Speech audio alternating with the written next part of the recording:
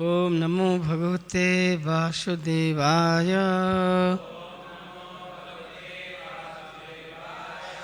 ओम नमो भगवते वासुदेवाय।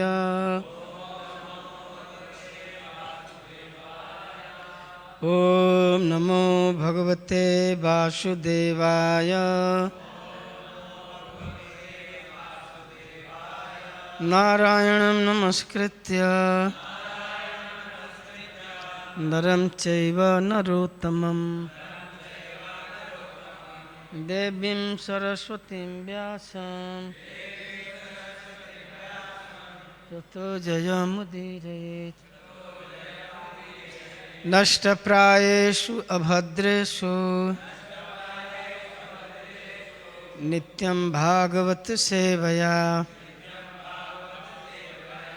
भगवती उत्तमश्लोके भक्तिर्भवति नैष्ठिकी। श्रीमद्भागवतम स्कंध 10 अध्याय 20 श्लोक संख्या 9।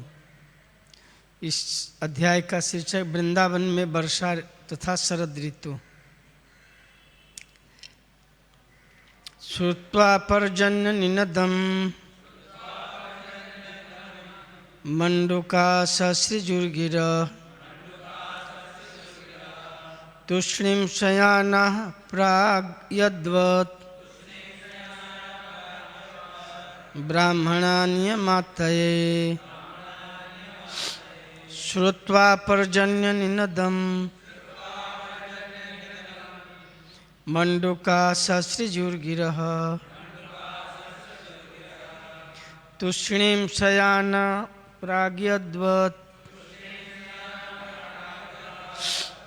ब्राह्मणान्यमातये। श्रुत्वा पर्जन्य निनदम मंडूका ससृजुर्गिरः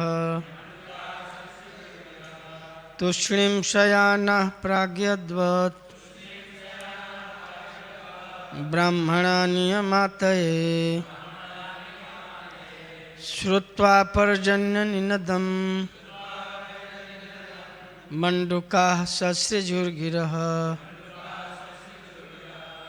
तूष्णीं शयानः प्राग्यद्वत् ब्राह्मणान्यमातये। पढ़िए।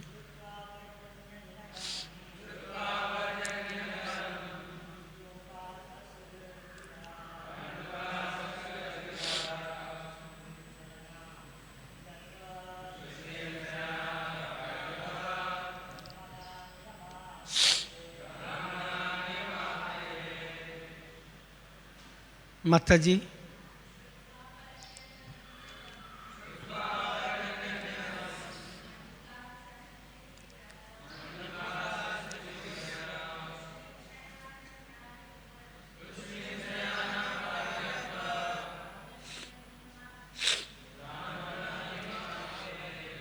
शब्द श्रुत्वा सुनकर, पर्जन्य वर्षा के बादलों को,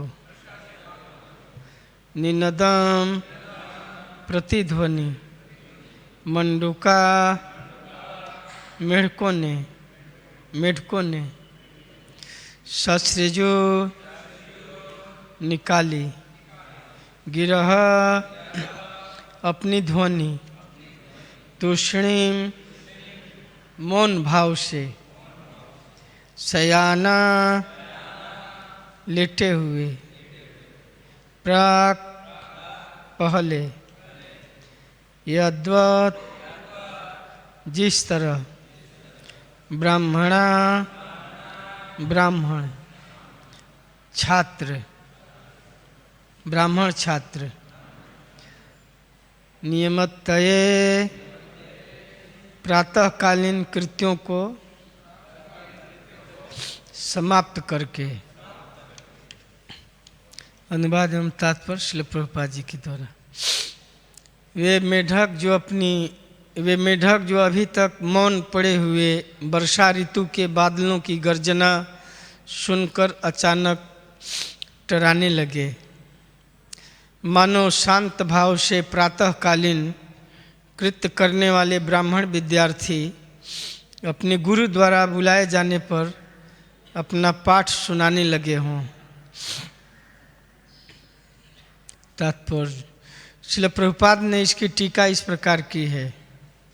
प्रथम वर्षा के बाद जब बादलों में गर्जना होती है तो सारे मेढक टराने लगते हैं। मानो एकाएक विद्यार्थी गण अपना पाठ पढ़ने लगे हों। विद्यार्थी सामान्यतः प्रातःकाल जल्दी जग जाते हैं, किंतु वे स्वेच्छा से नहीं उठते, अपितु जब मंदिर या सांस्कृतिक संस्थान में घंटी बजती है तभी उठते हैं। वे आध्यात्मिक गुरु के घंटी बजती है। हम लोग के यहाँ भी 3:30 बजे साउंड सिस्टम बजता है ना, 3:30 बजे बजता है ना साउंड सिस्टम, तब लोग जगते हैं। आध्यात्मिक गुरु के आदेश के तुरंत उठ जाते हैं और प्रातःकालीन नित्य कर्म करने के बाद वेदों का अध्ययन करने या वैदिक मंत्रों का उच्चारण करने बैठ जाते हैं। इसी तरह कलि युग के अंधकार में हर व्यक्ति सोता रहता है, किंतु किसी महान आचार्य के पुकारते ही वास्तविक ज्ञान प्राप्त करने के लिए हर व्यक्ति वेदों का अध्ययन करने लगता है।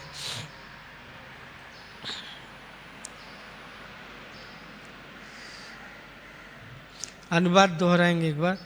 वे मेढक जो अभी तक मौन पड़े हुए वर्षा ऋतु के बादलों की गर्जना सुनकर अचानक टराने लगे। मानो शांत भाव से प्रातःकालीन कृत्य करने वाले ब्राह्मण विद्यार्थी अपने गुरु द्वारा बुलाए जाने पर अपना पाठ सुनाने लगे हों।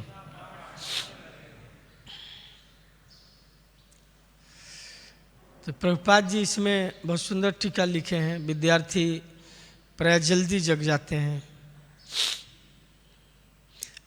विद्यार्थी ब्रह्मचारी, विद्यार्थी भी पढ़ाई क्रम में पहले ब्रह्मचारी ही रहते थे। जो भी विद्यार्थी होते थे गुरु के आश्रम में, गुरुकुल में रहकर पढ़ाई करते थे वैदिक काल में, और ब्रह्मचर्य जीवन यापन करते थे शैक्षणिक काल में। जब तक पढ़ाई पूरी नहीं होती थी तब तक गृहस्थ जीवन में प्रवेश नहीं करते थे। तो विद्यार्थी गुरु के आदेश से, गुरु के अध्यक्षता में वेदों का अध्ययन करते थे और वैदिक नियमों का कड़ाई से पालन करते थे और आश्रम में जल्दी जग जाते थे। प्रभुपाद जी लिखे विद्यार्थी सामान्यतः प्रातःकाल जल्दी जग जाते हैं। विद्यार्थी ब्रह्मचारी में ज़्यादा अंतर नहीं है। आज भी गांव में पढ़ने वाले लोग बोलते नहीं पढ़ाई करके तब हम शादी करेंगे। प्राय गांव में भी जो पढ़ने वाले लोग हैं बोलते हैं अभी हम शादी नहीं करेंगे, पढ़ाई हो जाएगी तब। कुछ लोग बोलते हैं पढ़ाई करके हम अपने पैर पर हो जाएंगे तब शादी करेंगे, ऐसा भी बोलते हैं। अपने पैर पर मतलब नौकरी हो जाएगी। पढ़ाई करके वो जीविकोपार्जन के लिए साधन अपना लेता है तब शादी करता है व्यक्ति। महाराष्ट्र में लोग बोलते हैं कि पहले नौकरी फिर झोपड़ी, से महाराष्ट्र में वक्त बता रहे, फिर छोकड़ी, बाद में शादी होता है। पहले नौकरी होता है फिर झोपड़ी ढूंढता है रहने के लिए। शादी करेगा तो रहने के लिए चाहिए ना। ब्रह्मचारी तो कैसे भी रह सकता है। शादी होने के बाद पत्नी को रखने के लिए घर चाहिए। पत्नी को भी गृहिणी कहा जाता है। चाणक्य पंडित कहते हैं कि घर को घर नहीं कहा जाता है, बल्कि स्त्री को ही घर कहा गया है। स्त्री ही घर को संभालती है, उसको साफ सफाई करना, या घर में कोई अतिथि आते हैं तो भोजन बनाकर खिलाना। तो गृहस्थ के लिए घर जरूरी है। शिव जी दिगंबर बनकर कैलाश में रहते हैं, तो एक दिन पार्वती ने कहा कि आपके यहाँ सत्संग के लिए बहुत लोग आया करते हैं, तो एक घर तो कम से कम बना दीजिए, कम से कम वस्त्र बदलने के लिए कोई न कोई वहाँ शिव जी के यहाँ सत्संग के लिए लोग आते हैं। शिव जी के पास घर नहीं है, दिगंबर हैं, आकाश से ही उनका घर है। तो पार्वती जी ने कहा तो शिव जी ने एक घर भी बनाया, घर बनाया था शिव जी ने। तो गृहस्थ जब शादी कर लेता है तो उसकी क्रियाकलापें विस्तृत हो जाती हैं। स्त्री मतलब विस्तृत। आप हैं तो आपके ब्रह्मचारी हैं, तो ब्रह्मचारी आश्रम में कम आवश्यकताएं हैं, एक साथ रह जाते हैं। स्त्री होने पर सब विस्तार हो जाता है, घर में बहुत चीज़ लाना पड़ता है। इसलिए विद्यार्थी प्रायः गुरुकुल में रह करके ब्रह्मचर्य जीवन यापन करते थे और विद्या अध्ययन करते थे। विद्या अध्ययन करके तब कुछ लोग ब्रह्मचारी या जीवन रह जाते थे, कुछ संन्यास ले लेते थे, कुछ गुरु के आदेश से घर में आकर शादी कर लेते थे। कुछ लोग आदेश लेकर के पढ़ाई पर घर आ जाते थे। जैसे महाराज रघु के शासन काल में स्कंद पुराण में कथा है कि महाराज रघु के राज्य में बर्तंतु मुनि गुरुकुल चलाते थे, और उनके गुरुकुल में हजारों विद्यार्थी विद्या अध्ययन करने के लिए होते थे। और गौशाला, कृषि कार्य, जंगल से लकड़ी ले आना, भिक्षाटन करना गुरु आश्रम के लिए। जैसे कृष्ण गुरु के लिए लकड़ी लाने जाते थे। आज भी बहुत ऐसे विद्यालय हैं जिसमें कृषि कार्य सिखाए जाते हैं, या कपड़ा बुनना। हम जिस स्कूल में पढ़े थे, जूनियर हाई स्कूल था, बेसिक महात्मा गांधी का चलाया हुआ, तो उसमें चरखा से सूत काटना और टोकरी बनाना, रस्सी बनाना, बागवानी लगाना, सब्जी उगाना, खेती करना, सब ट्रेनिंग दिया जाता था कि आदमी पढ़ करके बेरोजगार नहीं होगा। मान लीजिए नौकरी नहीं मिली तो सब्जी उगा सकता है, फूल उगा सकता है, या टोकरी बनाना, खिलौना बनाना, झाड़ू बनाना, हम लोग बना कर ले जाते थे। उसको हस्तकला, हस्त माने हाथ का कला। कोई लोग बहुत सुंदर टोकरी बनाएंगे, कोई रस्सी बनाएंगे, या अनेक तरह के खिलौने बनाना। तो विद्यार्थी गुरुकुल में रह करके गुरु के अध्यक्षता में वेदों का अध्ययन करते थे। जब गुरु का आदेश होता था तो सब विद्यार्थी अपना अपना पाठ जो है सुनाते। जब होमवर्क, गुरु सबको होमवर्क देते हैं। आज भी विद्यालयों में हम लोगों को जैसे कोई वेकेशन हुआ, समर वेकेशन, तो होमवर्क दिया जाता था कि ये इतना छुट्टी में आपको इतना तैयार करके ले आना है। विद्यार्थियों को भी गुरुकुल में अपना अपना पाठ जो है याद करके गुरु को सुनाना पड़ता था। प्रभुपाद जी लिखते हैं कि जैसे वर्षा काल में जब प्रथम वर्षा होती है, बादल आकाश में आ जाते हैं वर्षा ऋतु में, तो चारों तरफ मेढक बोलने लगते हैं। जब वर्षा का आगमन होता है, थोड़ा बारिश हो जाता है, बादल आ जाते हैं, गर्जना होने लगती, तब मेढक बोलने लगते हैं चारों तरफ। बहुत सुहावना ये होता है मौसम। और ख़ास करके वृंदावन में वर्षा ऋतु, शरद ऋतु, बहुत सुंदर होता है। बहुत सुंदर तरह के अलग अलग प्रकार के फूल खिल जाते हैं, वृक्षों में हरियाली आ जाती है, और वर्षा बादल आते ही मयूर नृत्य करने लगते हैं वृंदावन में। आप लोग देखे होंगे, वर्षा ऋतु में आप लोग गए होंगे तो वृंदावन देखेंगे बहुत जगह मयूर नृत्य करने, मयूर बोलने लगते हैं, चारों तरफ मयूर बोलने लगते हैं वर्षा ऋतु में। अब लोग कितने लोग गए हैं वर्षा ऋतु में वृंदावन? नहीं, हम लोग नहीं गए हो। बहुत सुंदर ये होता है, और गर्मी का जो प्रभाव भी कम हो जाता है। प्राय ग्रीष्म में मई जून का महीना बहुत गर्मी होती है वृंदावन में। जब वर्षा ऋतु आती तो बहुत लोग राहत महसूस करते हैं, बहुत सुहावना मौसम हो जाता है वर्षा ऋतु में, और वृक्षों में भी थोड़ा हरियाली आ जाती है, और अनेक प्रकार के पक्षी, कूजत कोकिल हंस सारस गणा, अनेक प्रकार के पक्षी। आज भी वृंदावन में बाहुल्य है पक्षियों की, अनेक प्रकार के रंग बिरंगे पक्षी हैं। आप जाएंगे राधा कुंड के, आप वृंदावन से राधा कुंड जाएंगे तो बीच बीच में छोटा छोटा सरोवर है, वर्षा में पानी भर जाता है, तो अनेक प्रकार के पक्षी दिखाई देते हैं।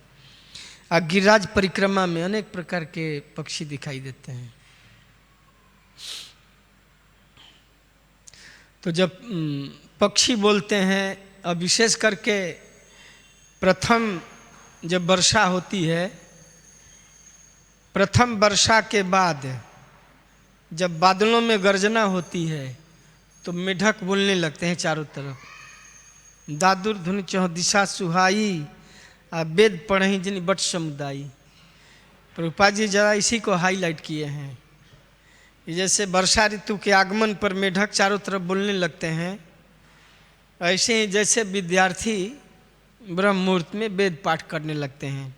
वेद पढ़ही जिन बट समुदायी, ब्रह्मचारियों का समूह जैसे वेद पाठ करने लगता है।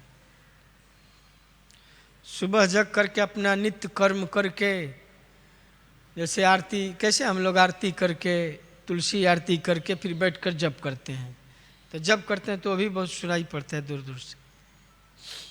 यह ब्रह्म संहिता पाठ होता है, ये अभी गीता पाठ कर रहे हैं ना, हो गया, तो जोर जोर से आवाज आती है, सब साथ में पढ़ते हैं।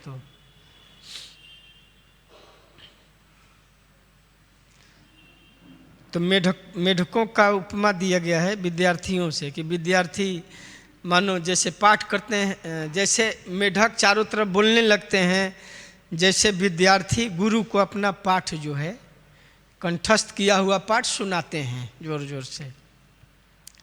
वैदिक मंत्रों का उच्चारण करने बैठ जाते हैं। प्रातःकालीन नित्य कर्म करने के बाद वेदों का अध्ययन करने का, वैदिक मंत्रों का उच्चारण करने बैठ जाते हैं। इसी तरह कलियुग में सभी अंधकार में हैं, सभी अज्ञान रूपी अंधकार में। अज्ञान तिमिरांधस्य, अज्ञान रूपी अंधकार में सब लोग ग्रसित हैं। लेकिन कोई महान आचार्य, जैसे श्रील प्रभुपाद जी जैसे कोई आचार्य जब किसी को जगाता है, संदेश देता है, तो लोग उस अंधकार से बच जाते हैं। कैसे श्रील प्रभुपाद जी पूरे दुनिया में भक्ति का प्रकाश किए हैं। हर जगह लोग आध्यात्मिक ज्ञान प्राप्त कर रहे हैं। ज्ञानांजनो शलाकया, सबको अज्ञान रूपी अंधकार में ज्ञान की शलाका श्रील प्रभुपाद जी ने दिया है। आचार्य, किंतु किसी महान आचार्य के पुकारते ही वास्तविक ज्ञान प्राप्त करने के लिए हर व्यक्ति वेदों का अध्ययन करने लगता है। वेदों का अध्ययन का अर्थ यह नहीं कि केवल वेद ही, वेद में सब जितने भी वैदिक ज्ञान हैं, वेद ज्ञान को भी कहा जाता है। जितने भी वैदिक ज्ञान है, आध्यात्मिक ज्ञान है, तो वेद कहा जाता है। वैसे प्रभुपाद लिखे कि भक्ति नाही वेद नाही, नाम खूब बड़ो, हमारे ना भक्ति है ना ज्ञान है। जब कोई आचार्य जो है इस तरह से संदेश देता है, लोगों में जागरण पैदा करता है, आह्वान करता है सबको, कैसे अद्वैताचार्य आह्वान किए। रोज शालिग्राम की पूजा करके हुंकार करते थे, तो चैतन्य महाप्रभु अवतरित हुए और चैतन्य महाप्रभु पूरे भारत में घूम घूम करके लोगों को जागृत किए, जगाए आध्यात्मिक ज्ञान में। जीव जागा जीव जागा। ऐसे ही कोई महान आचार्य आता है, श्रील प्रभुपाद जी जैसे, भक्ति सिद्धांत सरस्वती महाराज, भक्ति विनोद ठाकुर, ऐसे महान आचार्य बीच बीच में आते रहते हैं और लोगों को अज्ञान के अंधकार से उनको बचाते हैं।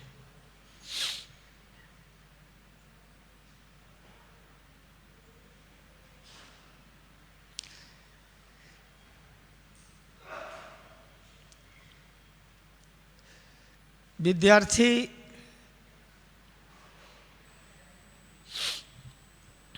और ब्रह्मचारी, जैसे हम लोग जब पढ़ते थे तो स्कूल में एक श्लोक विद्यार्थी के लिए आता था कि विद्यार्थी में क्या क्या गुण होना चाहिए। काग चेष्टा बको ध्यानम स्वान निद्रा तथैव च अल्पाहारी गृहम त्यागी विद्यार्थी पंचलक्षणम। विद्यार्थी और ब्रह्मचारी ये कहीं है, विद्यार्थी कहिए या ब्रह्मचारी कहिए, तो विद्यार्थी में ब्रह्मचारी में ये 5 जो है लक्षण होते हैं। काग चेष्टा, कौवा की चेष्टा होती है कि आप ऐसे झुकेंगे तो सतर्क हो जाता है।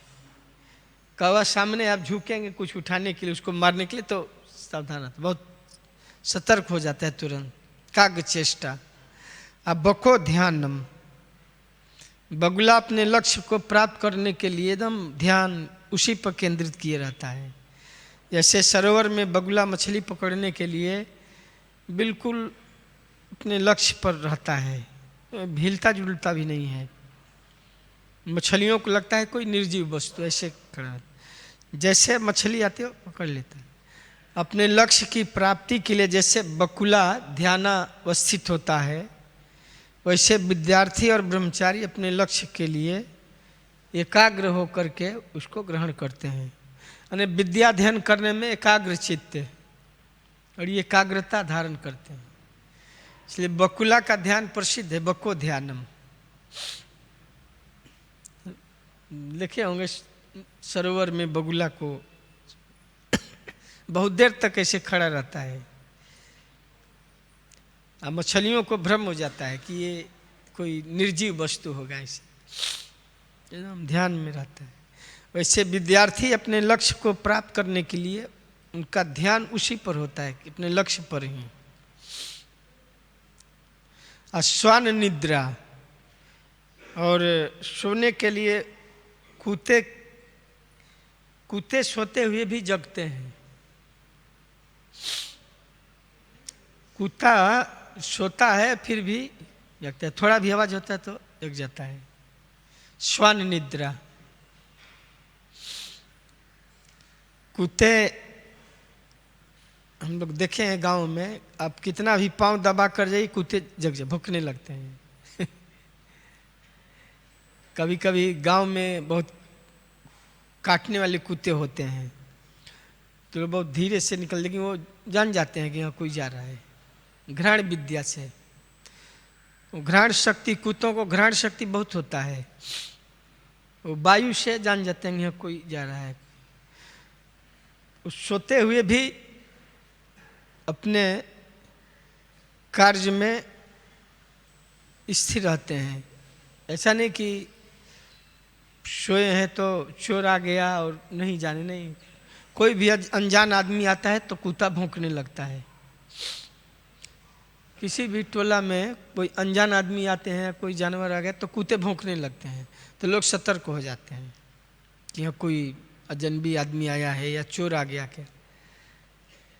गांव में लोग कुत्ते इसीलिए घर के बाहर रखते थे कि कोई कुछ हो गया तो कुत्ते भौंकेंगे, तो लोग सोचते कि भाई कुछ कोई आया है, जानवर आ गया क्या। जंगल में रहने वाले लोग प्राय कुत्ता पाल कर रखते हैं कि जंगली बाघ आ गया, ऐसे तो कुत्ता आवाज़ देता है। एक बार हम जब गयाना गए थे तो एक प्रेसिडेंट थे, तो उनके बंगलों के नीचे एक कुत्ता था, बहुत बड़ा कुत्ता था और भयानक कुत्ता था, और कोई भी आता था बहुत जोर जोर से भौंकता था। उसको दिन में बांध कर रखते थे, रात को बहुत डिस्टर्ब होता था। तो मैं कहा कि कुत्ता आप क्यों रखे हैं, इतना जोर जोर से भौंकता है। तो बोले कुत्ता हम रखें क्योंकि यहाँ रात में डाकू लोग आ जाते हैं, चोर लोग आते हैं, उधर भी काले लोग हैं गयाना में। तो वो कहे कि रात में चोर आ जाते हैं तो कुत्ता भौंकता है तो हम सतर्क हो जाते हैं, गन लेकर के हो जाते हैं। उधर भी काले लोग हैं, बहुत चोरी करते हैं।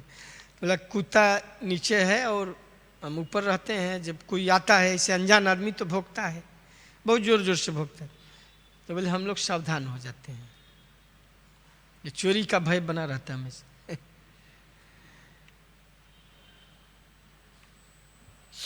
तो श्वान निद्रा प्रसिद्ध है, विद्यार्थी को कुत्ते की तरह सोना चाहिए। अल्पाहारी, थोड़ा कम खाना चाहिए, रात को तो बिल्कुल नहीं खाना चाहिए। प्रभुपाद जी ने ऐसा बनाया है ना, शाम को 4 से 6 बजे तक खाइए, रात को दूध पीजिए। जो लोग रात को खाते हैं ना तो उनका साधना सही नहीं होगा, सोएंगे, जप में बैठेंगे, क्लास में बैठेंगे, सोते रहेंगे। रात को खाएंगे, पेट साफ नहीं होगा, जल्दी जगना है 2:45 बजे 3 बजे, तो इसलिए सबसे बेटर है 4 से 5 के बीच में खा लीजिए। 3 बजे आप जगेंगे तो पेट साफ हो जाएगा। रात को खाएंगे खूब और 3 बजे 3:30 बजे तो पेट साफ नहीं होगा, तो पेट साफ नहीं होगा तो आपको जप में नींद आएगी, क्लास में भी नींद आएगी। एक भक्त हमसे कहे कि नींद क्यों आती, जब पेट साफ नहीं है आपका तो नींद आती है। इसलिए रात को नहीं खाना चाहिए। रूपा जी ने इसीलिए बहुत वैज्ञानिक ढंग से उन्होंने बनाया है कि सुबह 9:15 बजे या 9:15 बजे, शाम को 4 से 5 के बीच में 5:30 तक खा लीजिए, रात को थोड़ा दूध पी लीजिए। ये विद्यार्थी का, ब्रह्मचारी का ये रूटीन है। ऐसा करेंगे तो आप कभी नींद नहीं आएगी,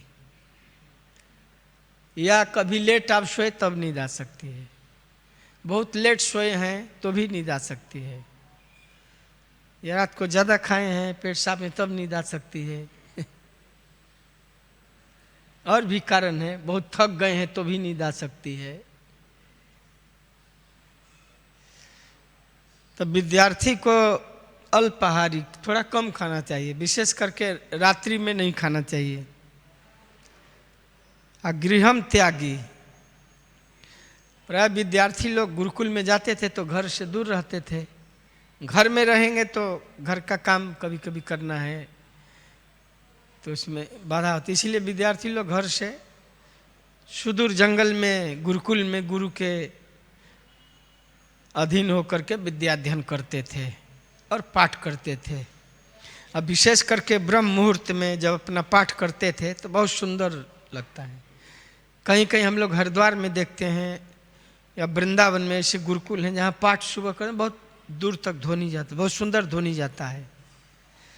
तब वृंदावन में वर्षा ऋतु का आगमन हुआ और वर्षा, प्रथम वर्षा पर चारों दिशाओं में मेढक बोल रहे थे, मेढक की ध्वनि हो रही थी जैसे मानो विद्यार्थी अपना पाठ कर रहे हैं।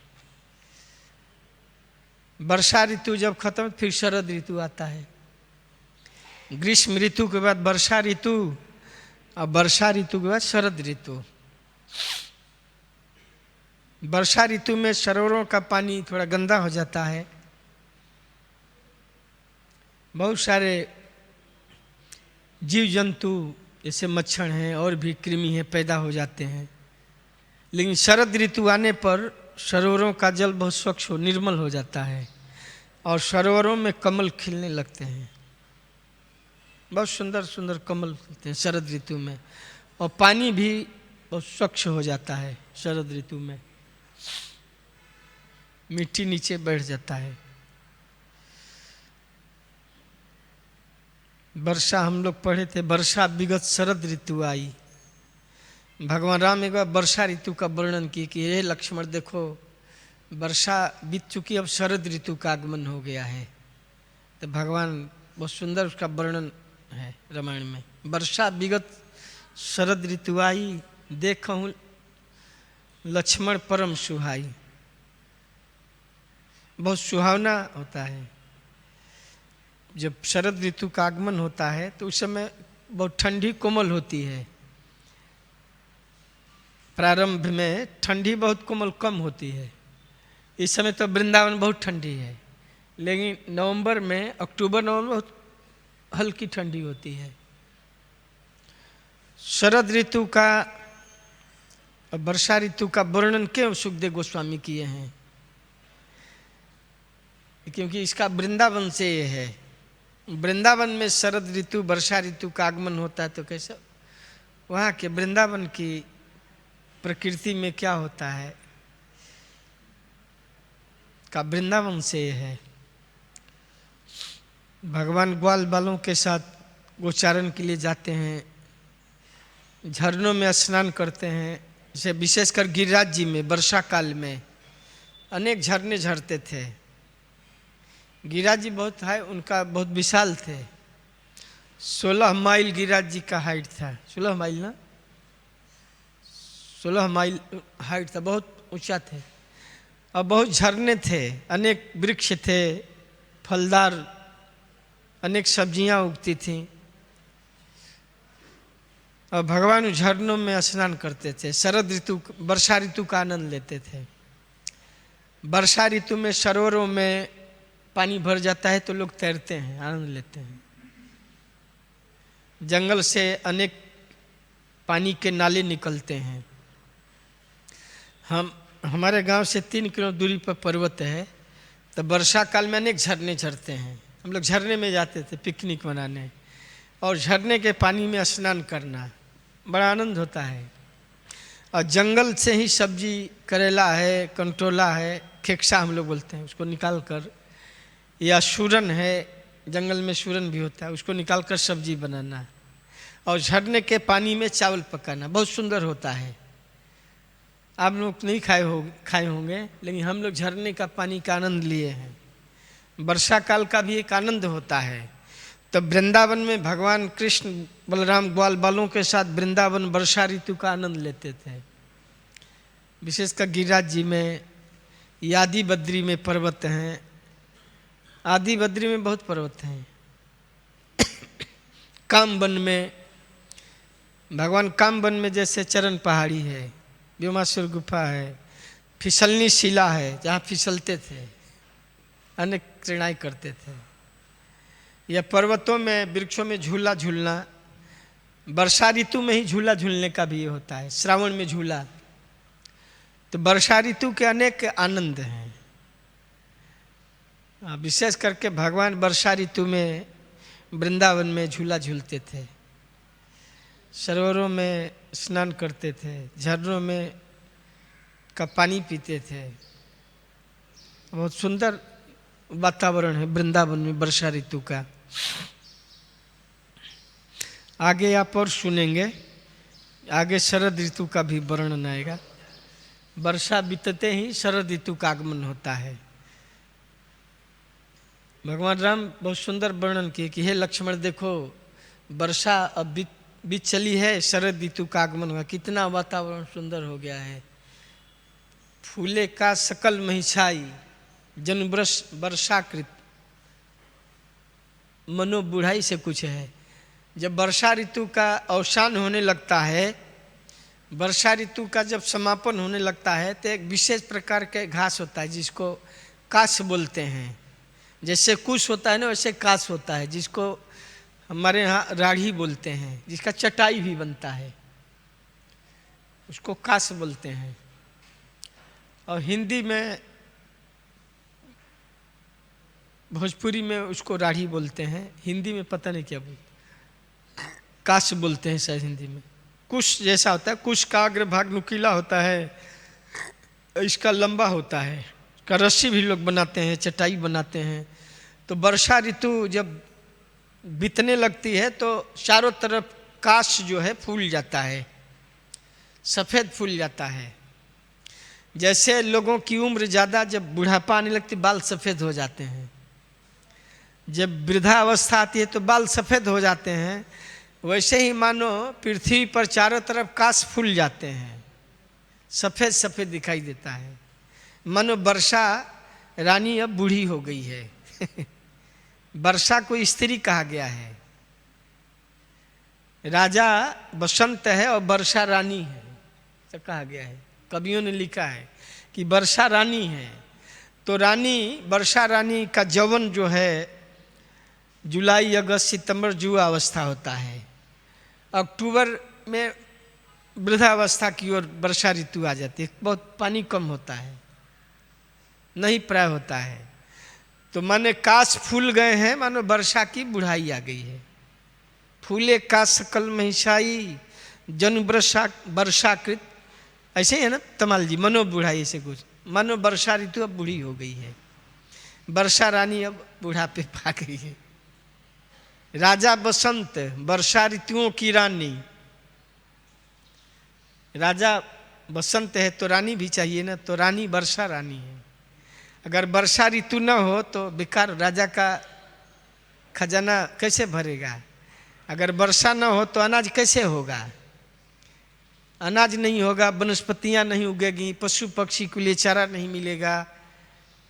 वर्षा पर ही इकोनॉमी जो है, हमारा भारत का इकोनॉमी विशेषकर वर्षा ऋतु पे है। जिस साल वर्षा नहीं होती तो इकोनॉमी जो है खेती पर आधारित है ना।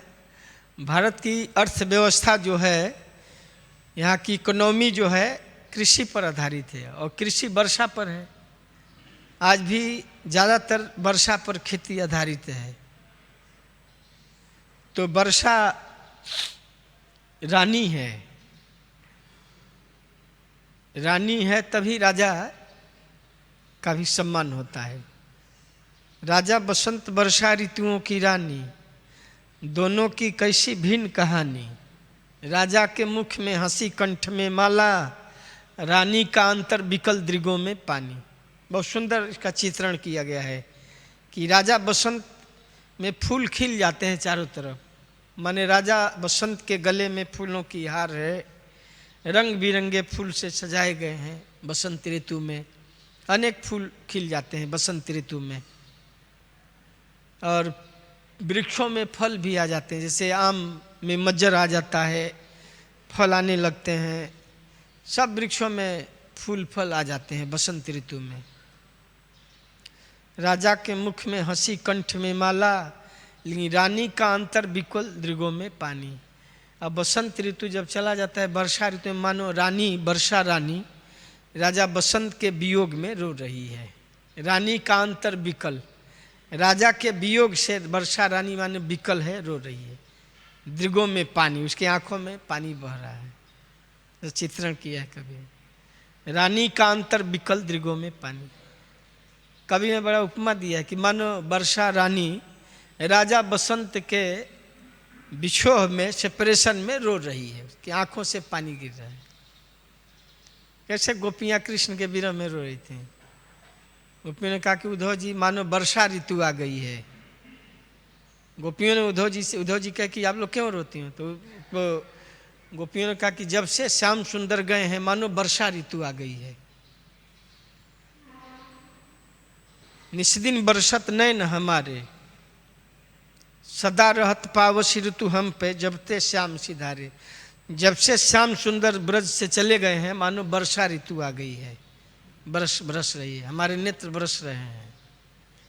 दृघि अंजन लागत नहीं कबहू, हमारे आंखों में अंजन भी नहीं लगता है, लगाती भी है तो धुल जाता है। वर्षा मानो वर्षा ऋतु आ गई है।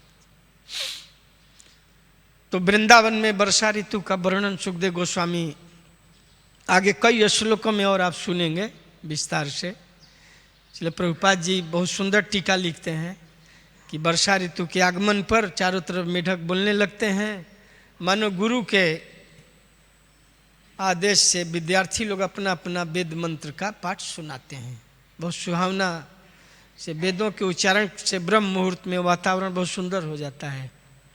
घंटी के नाद से घंटी बजने लगती है मंदिरों की, विद्यार्थी लोग जग जाते हैं और फिर अपने नित्य नैमित्तिक क्रिया से निवृत्त होकर के गुरु के यहाँ अपना पाठ सुनाते हैं। जब विद्यार्थी लोग पाठ करते हैं तो बहुत सुंदर लगता है, वो भी ब्रह्म मुहूर्त में। हरे कृष्ण, धन्यवाद। श्रील प्रभुपाद की। कोई प्रश्न है अपना?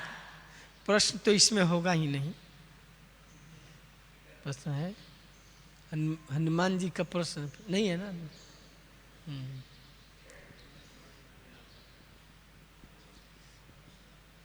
हरे कृष्ण। हरि बोल।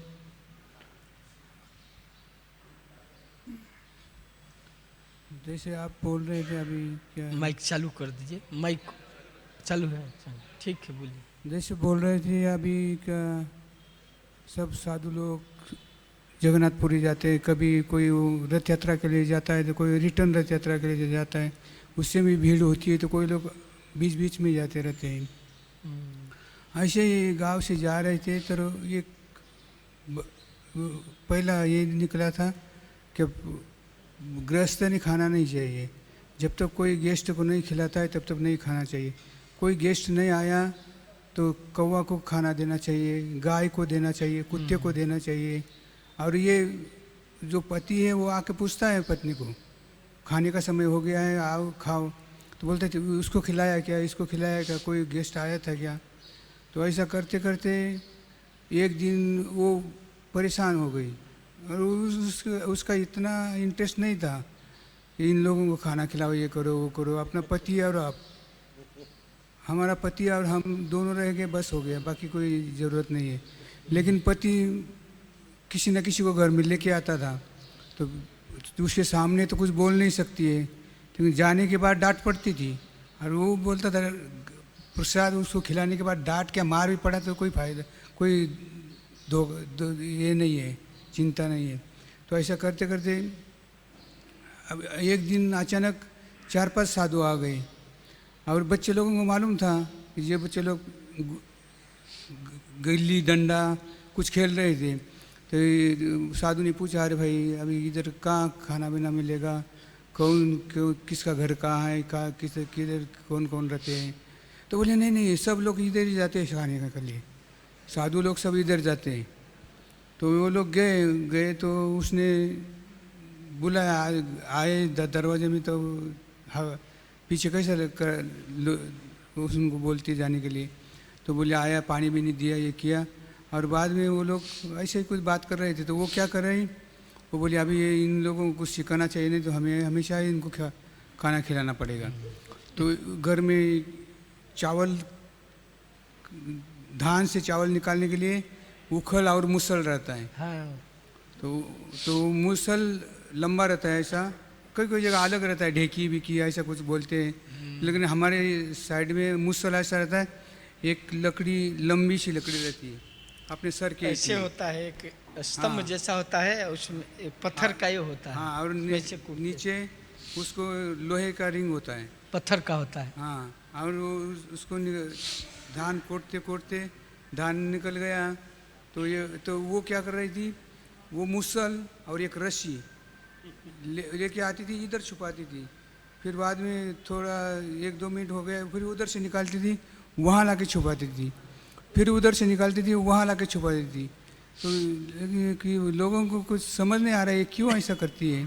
तो एक ने पूछा, अरे आप क्यों ऐसा कर रहे हैं। ये बोली मेरा मर्द इतना राक्षस है, वो क्या करता है, ऐसे साधु आए ना, ये रस्सी से उनका हाथ पैर बांधता है और वो मुसल से मारता है उनको, इसीलिए उसके नज़र में नहीं जाना चाहिए, इसलिए मैं इनको छुपा रही हूँ।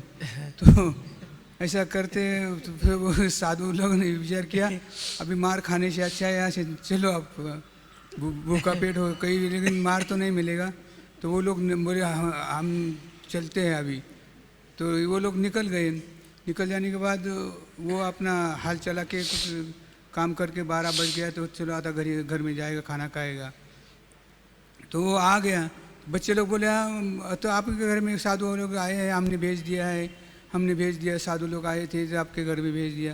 बोला ठीक है ठीक है, ठीक हुआ ठीक हुआ। तो वो जब घर में जाता है तो वो पत्नी को बोलता है, अरे साधु आए थे, कहाँ गए? कहाँ साधु आए थे? बोले हाँ, बच्चे लोगों ने तो बोला हाँ। बोले वो तो आ गए और निकल भी गए। तो बोले क्यों? तो बोले क्यों, वो लोग मांग रहे थे मेरे से ये वो हमें एक मुसल दे दो और एक रस्सी दे दो। तो मैंने नहीं दिया, मैंने छुपा कर रस्सी दिया और मुसल से क्या है लेना देना है, दे देने का, दूसरा बना सकते थे। बोली तो वो तो गले गए। तो बोला ऐसा करो तो वो लाओ मेरे पास लाओ, मैं जाके दे के आता हूँ उनको। तो वो रस्सी और वो मुसल लेके दौड़ा जा रहा है। साधु लोग आगे गए, वही रास्ते से जा रहा है। साधु लोगों ने देखा इनको दौड़ के, कोई आ रहा है मुसल और रस्सी लेके, वो और जोर से भागने लगे। हरे कृष्णा। बड़ा अच्छा कृष्ण मुरारी प्रभु चित्रण किए गाँव का, धन्यवाद। हाँ हनुमान जी। हरे कृष्णा। महाराज जी आप कहे कि जैसे गोपियाँ जो थे कृष्ण के विरह में रोती थी वृंदावन में, और लेकिन वो तो जाके मिल भी सकते थे ना मथुरा में, जैसे पहले भी तो मथुरा में दही दूध मक्खन बेचने जाते थे, तो वहाँ जाके तो मिल सकते थे ना?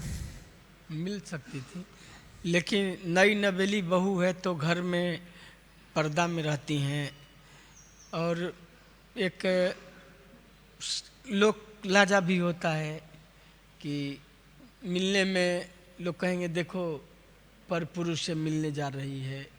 ऐसे वृंदावन में गाय चराने के बहाने या पनघट पर कृष्ण से मिलती थी वो लोग, कोई बहाना करके या उलाहना देने के बहाने। या नई नवेली जो बहू घर में रहती है ना, शादी होता है तो बाहर नहीं निकलती हैं, तो घूंघट एक करके घर में ही रहती हैं कुछ समय तक। तो वो गोपियाँ कभी कभी कामना करती थीं कि कृष्ण हमें भी आकर दर्शन देते, हमारे घर में कभी आकर माखन खाते, तो उनके मनोकामना को करें कभी कभी भगवान जाकर उनके घर में माखन खाते। तो सास के भय से कि ये कैसे लड़का आया, माखन क्यों खा रहा है, तो चोरी से खा रहा है, हम नहीं जानती थी। तो कृष्ण कभी कभी कहते थे कि बुलाती हो और फिर सास के सामने कहती हो कि चोरी कर रहा है। कभी कभी नई नवेली बहू कृष्ण से कामना करते थे हमारे घर आकर माखन खाइए, लेकिन सास के भय से बहू ने कहा कि ये चोर है। तो कृष्ण कहे कि बुलाती हो और फिर चोर कहती हो। मथुरा यद्यपि गोकुल है या नंदगांव है, ज़्यादा दूर नहीं है, जा सकते हैं, लेकिन स्त्री एक गांव से दूसरे गांव भी नहीं जाती है। नई नवेली है, नई बहू है, तो कैसे जाएगी? वो भी प्रतिबंध रहता है। और नंदगांव में थे तो स्वेच्छा से वो कभी दर्शन कर लेती थी वो लोग, कभी पानी भरने के बहाने, कभी गोष्ठ में गोबर हटाने जा रही तो ऐसे, या कृष्ण गोचारण से आते थे तो दर्शन हो जाता था। अब मथुरा में और उसे द्वारका गए तो अब ज़्यादा दूर हो गया। मथुरा भी सिटी था ना, तो सिटी में थोड़ा अलग व्यवहार होता है। जैसे प्रभु जी कहने कि गांव में मुसल होता है, ढेंकी होता है, गांव में गाय होती हैं, शहरों में अलग ये होता है। गांव में घर घर साधु आते हैं भिक्षाटन कर लेंगे, शहरों में लोग सिग्नल पर भिक्षाटन करते हैं। जो शहर में जो भिखारी हैं घर घर नहीं जाएंगे, घर घर जाएंगे तो वॉचमैन रोक देगा या कुत्ते काट देंगे, इसलिए शहर में लोग भिक्षा मांगने वाला सिग्नल पर मांगते हैं। और गाँव में भिक्षुक आते हैं तो घर घर जाकर मांगेंगे। लेकिन हमारी जो वैदिक जो ये है ग्रामीण व्यवस्था पर आधारित है। भागवत जो है गांव का जो रीति है, परंपरा है, उसके अनुसार लिखा गया है। अब शहर में बिल्कुल अलग हो गया। शहर में और गांव में का रीति रिवाज में बहुत अंतर है कि नहीं। यहाँ कोई आदमी, अनजान आदमी आपके फ्लैट में नहीं आ सकता है, लेकिन गांव में है तो कोई भी आके दरवाजे पर कम्बल डंडा डालकर कह देगा कि भाई हम एक रात रुकना चाहते हैं। अनजान आदमी बोले ठीक है रह जाइए, घर के सामने बैठका होता है गांव में। लेकिन शहर में कोई अनजान आदमी तो लोग रहने नहीं देते हैं कि पता नहीं कैसा आदमी है। ठीक है, कैसे कि चुमराज प्रभु कहे कि साधु कोई आते थे तो मुसल से रस्सी से बांध करके गांव में का कल्चर जो है ना बहुत अच्छा है। गांव में किसी घर में आग लगते पूरा गांव जवार आ जाता है बुझाने के लिए। और शहर में आपके फ्लैट में आग लग उसी बिल्डिंग के लोग नहीं आते हैं। हम लोग गांव में देखे, हम पिछले साल हमारे गांव में आग लग गई थी गेहूं के खेत में, कई गांव के लोग बुझाने के लिए आ गए। गांव में अभी भी सहयोग की भावना है, किसी का शादी हो विवाह तो गांव के लोग मदद करने के लिए आते हैं अपने से। इस शहर में आप बीमार हैं, अपने फ्लैट में कोई देखने नहीं आएगा, मर कर लाश सड़ जाएगी तब लोग बोलेंगे बदबू आ रहा है, तब खबर करेंगे पुलिस को। आपके बगल में ही वो फ्लैट में कौन रहता है कहाँ की जानकारी नहीं रहता, जानकारी लोग लेते भी नहीं हैं। जानकारी लेना चाहिए, संबंध रखना चाहिए कि कोई इमरजेंसी में काम आए। तो शहर की व्यवस्था है और गांव की व्यवस्था में बहुत अंतर है। ग्रामीण जीवन अच्छा है, सिंपल लिविंग हाई थिंकिंग गांव का जीवन। लोग गांव में लोग सुखी हैं। शहर में भले बहुत आडंबर है, बहुत पैसा रुपया है, थोड़ा स्टाइल थोड़ा हायर है, लेकिन गांव के लोग अच्छा हैं। कोरोना में कहा सब लोग गांव में भाग कर गए, कोरोना आया तो सब लोग गांव में गए। शहर में रोजगार बंद हो गया, लेकिन गांव में रोजगार कुछ न, खेती बाड़ी चालू था। तमाल जी प्रश्न माइक दीजिए तमाल जी को।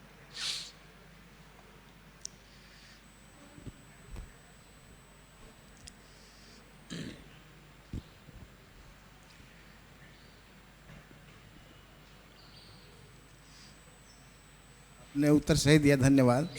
गोपियों को भगवान ने आश्वासन दिया था कि मैं परसों आऊँगा, तो गोपियों को विश्वास था कि प्रभु आएंगे, तो इसलिए वे मथुरा नहीं गई।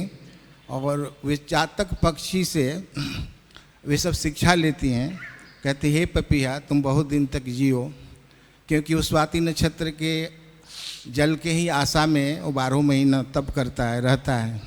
उसी प्रकार से भगवान कह कर गए थे, आश्वासन दे करके गए थे कि मैं आऊँगा आप लोगों के पास। तो उसी आश्वासन पर गोपियाँ थी कि प्रभु आएंगे। नहीं तो कोई दूर नहीं था, उतना नज़दीक थी, वो मिल करके भी आ सकती थी, लेकिन वचनों की पक्की थी। भगवान ने जो कहा था उन वचनों का वो लोग पालन किया। ऐसे भगवान बोले ना कि मिलते रहते थे ऐसे, लेकिन इसलिए वो नहीं जाती थी। अच्छा बोले जी, कभी कभी ग्वाल बाल जाकर मिलते थे। हाँ हाँ, द्वारका भी एक बार ग्वाल बाल गए थे। द्वारका में वृंदावन से ग्वाल बाल गए तो वहाँ बहुत नियम कानून था, आईडी दिखाना, परमिशन लेना, और बहुत अलग भाव में थे भगवान, राजसी भाव में। तो ग्वाल बाल कहे कि क्या यहाँ तुम्हें कहे चलो वृंदावन ही, वहाँ मिलने में बहुत स्वच्छता है, स्वच्छंदता है। यहाँ तो बहुत फॉर्मेलिटी अदा करना पड़ता है। अब वृंदावन के कृष्ण जो हैं सुलभ हैं, सर्व सुलभ हैं। कोई कंधे पर भी सवारी कर जाता है, कोई उनको घुड़सवारी भी करता है उनके ऊपर। तो वृंदावन में भगवान सर्व सुलभ हैं। गायों के भी स्तनपान करते हैं, माताओं के भी स्तनपान करते हैं। लेकिन द्वारका में बिल्कुल अलग है, भय लगता है। राजा हैं तो राजा के पास जाने के लिए बहुत फॉर्मेलिटी करना पड़ता है। तो द्वारका में मथुरा भी राज वैभव है, तो वहाँ भी जाने में मिलने में थोड़ा कठिनाई होती थी। ग्वाल बाल कभी कभी जाते थे, स्त्रियां नहीं जाती थी। पहले बहुत पर्दा प्रथा था। अभी तक भी गांव में ये जो कुलीन वर्ग के हैं, ब्राह्मण क्षत्रिय, स्त्री बूढ़ी हो जाएगी लेकिन घर से बाहर नहीं जाएगी, आज भी है ऐसे। आज भी जो बहुत कुलीन उच्च वर्ग के लोग हैं, संस्कार जिनका बहुत अच्छा है, स्त्री बूढ़ी हो जाएगी लेकिन घर के बाहर नहीं जाएगी, ऐसा है आज भी, पर्दा प्रथा है, ऐसा है, बहुत सारे घरों में है। तो कुलीन उच्च घराने की स्त्रियां कैसे अतिक्रमण करेंगी, एक गांव से दूसरे गांव जाएंगी, वो भी किसी दूसरे के व्यक्ति से मिलने के लिए ऐसा है। धन्यवाद। हरे कृष्णा। श्रील प्रभुपाद की, ग्रंथराज श्रीमद् भागवतम की।